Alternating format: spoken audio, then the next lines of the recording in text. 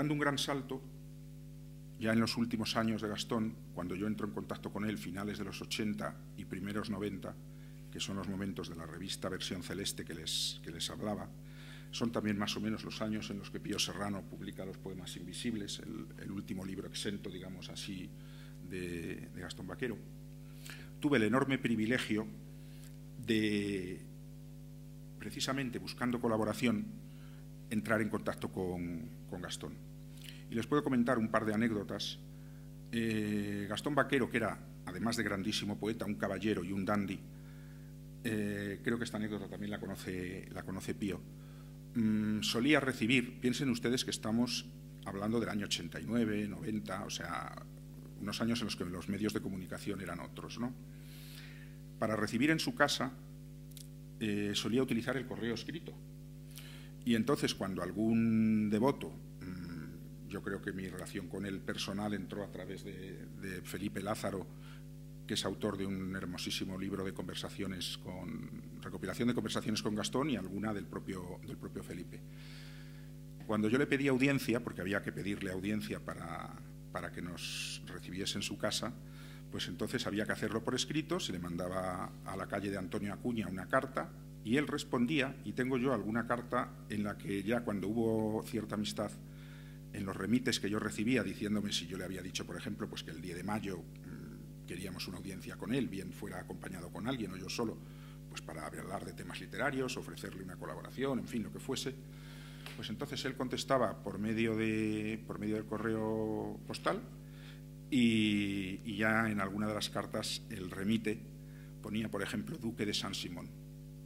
calle de Antonio Acuña, Madrid, el distrito. Por supuesto, ese material pues lo guardo como oro en paño. Y una vez que accedíamos a su Cueva de las Maravillas, bueno, pues las conversaciones eran inagotables, porque Gastón, además de ser un grandísimo poeta, uno de los grandes poetas de la lengua española del siglo XX, sin duda alguna, por supuesto de la literatura cubana lo es, pero de la lengua española del siglo XX, era también un grandísimo ensayista, un grandísimo conocedor, una persona que podía hablar de cualquier tema científico, por supuesto sociológico, literario. Yo la mayoría de las conversaciones que tuve con él evidentemente eran de raigambre literaria, ¿no? Y precisamente a colación de esta revista que les mencionaba, él nos respondió maravillosamente, porque él, claro, era un gran enamorado de las revistas literarias. Él sabía lo que significa llevar una revista literaria entre un grupo de personas, 3, 4 personas, luchando contra viento y marea, porque él había participado en los años 30 alrededor de ese gran barril de ron que era Lezama Lima, haciendo las grandes revistas literarias de Cuba, ¿no? Clavileño, Nadie Parecía y todas estas, antes de la mítica Orígenes, que, bueno, Orígenes es, lo ha señalado Octavio Paz, una de las, yo creo que de las dos grandes revistas literarias de Hispanoamérica del siglo XX, quizá con la revista Sur, de Victoria Ocampo. Entonces, las dos grandes revistas son Sur y Orígenes, por lo menos en todo lo que es la mitad del siglo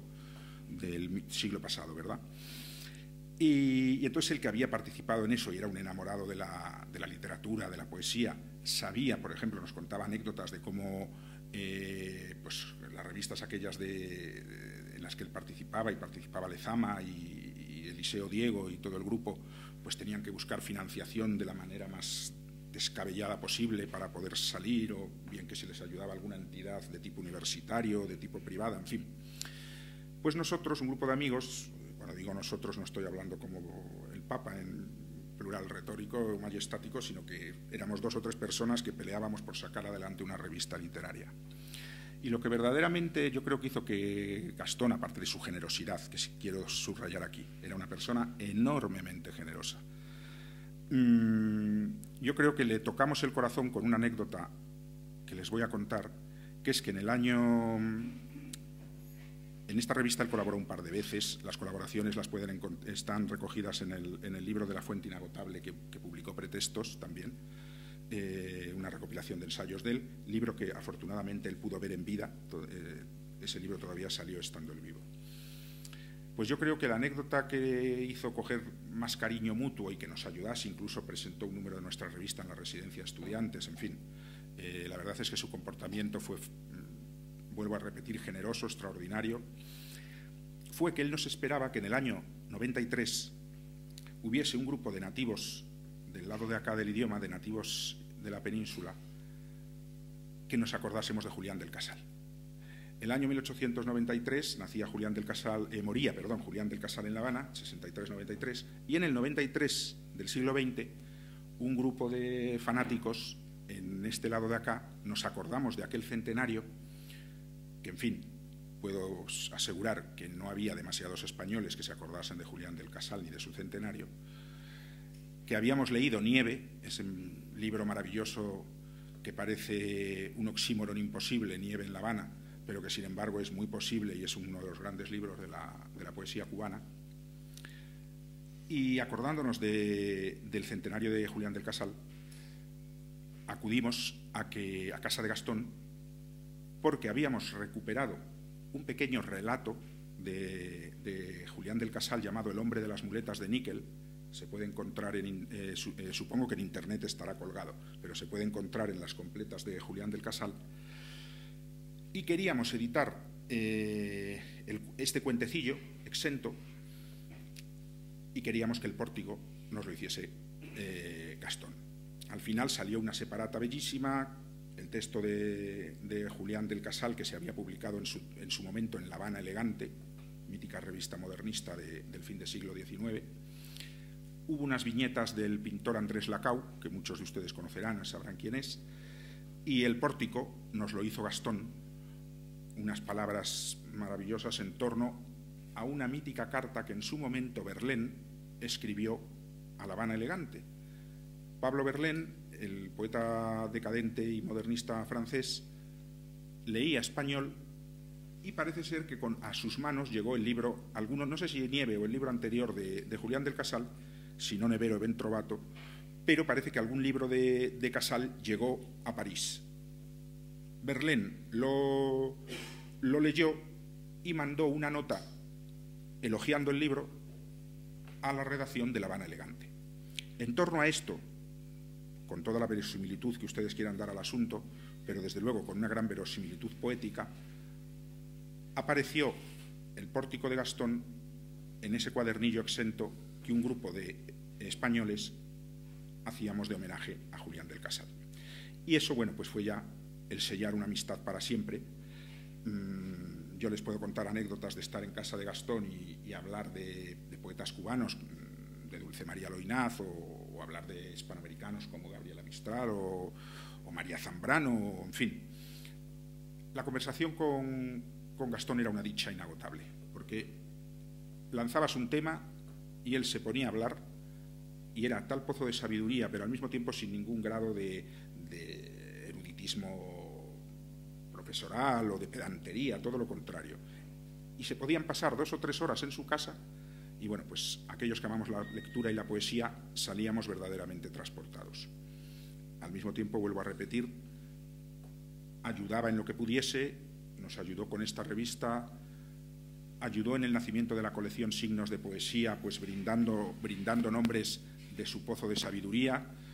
Por ejemplo, un autor aquí totalmente desconocido, el gran poeta de la vanguardia nicaragüense Salomón de la Selva, pues nos puso sobre la pista de este hombre. A mí particularmente me llamó la atención en una de las primeras conversaciones antes de este periodo de versión celeste, otra anécdota que les cuento, esto podría ser año 88, 89, me llamó la atención sobre un personaje al que yo en aquel momento no conocía,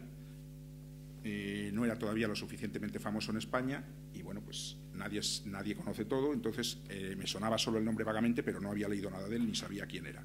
Me estoy refiriendo a un gran poeta todavía vivo, Álvaro Mutis, un poeta colombiano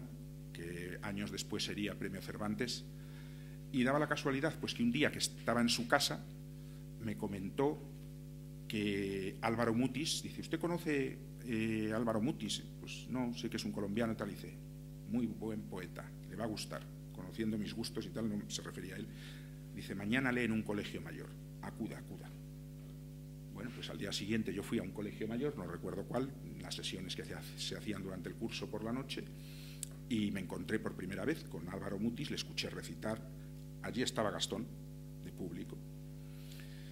Y por cerrar las anécdotas, pues además de la anécdota casaliana, que sé que le emocionó y le gustó que en Madrid celebrásemos el centenario de Casal, pequeños detalles como este, el de saber que para un amante de la poesía, como era yo en aquel momento, y que empezaba a vislumbrar nombres, etcétera, pues llamarme la atención sobre Álvaro Mutis. Se podrían contar infinidad de anécdotas, ¿no? Nombres que lanzaba sobre la mesa, sugerencias. Solo por cerrar con una de tipo cubano, una mítica lectura de Reinaldo Arenas. Reinaldo Arenas pasó por Madrid. Me acuerdo perfectamente que fue en el noviembre del 89, porque acababa de caer el muro. Y entonces era cuando se hablaba a todo el mundo sobre si el efecto de la glasnost y la perestroika y todo aquello pasaría al otro lado del Atlántico. Y entonces, gracias también a Felipe Lázaro, yo pude tener una comida, aunque esto es otro cuento que ya les contaré en otro momento, porque quizá no tenga el alcohol suficiente para ahora estoy bebiendo agua.